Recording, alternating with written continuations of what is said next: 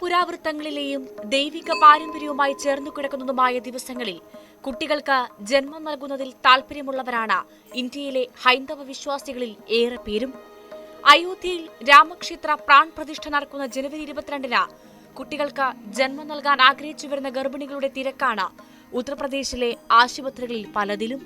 അയോധ്യയിലും കാൺപൂരിലും ഇങ്ങനെ ജനുവരി 22-ന് പ്രസവിക്കാനെത്തിയവർ ഏറെയാണ്. ജനുവരി 22-ന് മുൻപ് പ്രസവ തീയതി പറഞ്ഞിരിക്കുന്നവർ പ്രസവം 22-ന് നടത്തണമെന്നും ശേഷം പ്രസവ തീയതി പറഞ്ഞിരിക്കുന്നവർ അത് നേരത്തെയാക്കണമെന്നും ആവശ്യപ്പെട്ടാണ് ഡോക്ടർമാരെ സമീപിക്കുന്നത്. ഈ ദിവസം ജനിക്കുന്ന കുട്ടികൾക്ക് ശ്രീരാമചരിതവുമായി ബന്ധപ്പെട്ടുള്ള പേരുകൾ നൽകാനും നിരവധി പേർ തയ്യാറെടുക്കുന്നുണ്ട്. എന്തായാലും ജനുവരി 22-ന് ഉത്തർപ്രദേശിലെ ആശുപത്രികളിൽ നിരവധി പ്രസവങ്ങൾ ഉണ്ടാകും. ഇവയിൽ പലതും സിസേറിയൻ ആയിരിക്കും. ജനുവരി 22-ന് സിസേറിയൻ നടത്തണമെന്നാവശ്യപ്പെട്ട് രേഖാമൂലം നിരവധി അപേക്ഷകൾ ലഭിച്ചതായി ഗണേഷ് ശങ്കർ വിദ്യാർത്ഥി മെമ്മോറിയൽ മെഡിക്കൽ കോളേജിലെ ഗൈനക്കോളജി വിഭാഗം മേധാവി ഡോക്ടർ സീമ ദ്വിവേദി പറയുന്നു. 35 സിസേറിയനുകൾ വരെ നടത്താൻ സൗകര്യമൊരുക്കിയിട്ടുണ്ടെന്നും അവർ ചൂണ്ടിക്കാട്ടി.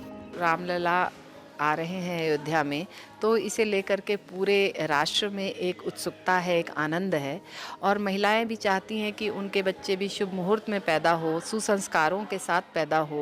तो जिनकी जो पूर्व नियोजित तारीख पड़ रही है 20 के आसपास, तो उनकी भी इच्छा है कि 22 को उनके भी डिलीवरी कराई जाए.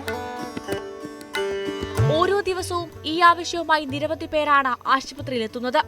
രാമക്ഷേത്ര പ്രാൺ പ്രതിഷ്ഠാ ദിവസം ജനിക്കുന്ന കുഞ്ഞിന് ഏറെ ദൈവാനുഗ്രഹം ഉണ്ടാകുമെന്ന് വിശ്വസിക്കുന്നതായാണ് ഇവരും കുടുംബങ്ങളും പറയുന്നത്.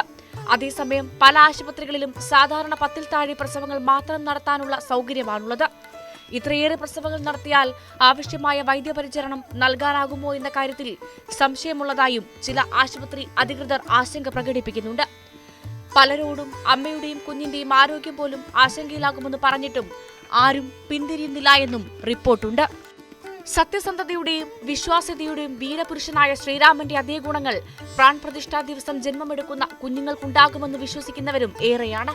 അതുകൊണ്ടുതന്നെ ഈ ആവശ്യവുമായി വരുന്നവരെ മടക്കിവിടില്ലെന്ന് തന്നെയാണ് ആശുപത്രി അധികാരികളുടെയും ഡോക്ടർമാരുടെയും നിലപാട്. ഈ ദിവസങ്ങളിൽ ഗർഭിണിമാരുടെ എണ്ണം കൂടുന്നതിന് അനുസരിച്ച് വേണ്ടത്ര പരിചരണ സംവിധാനങ്ങളും തീവ്ര പരിചരണ സംവിധാനങ്ങളും ഉറപ്പാക്കാനുള്ള ശ്രമത്തിലാണ് ആശുപത്രികളും ആരോഗ്യ സംവിധാനങ്ങളും.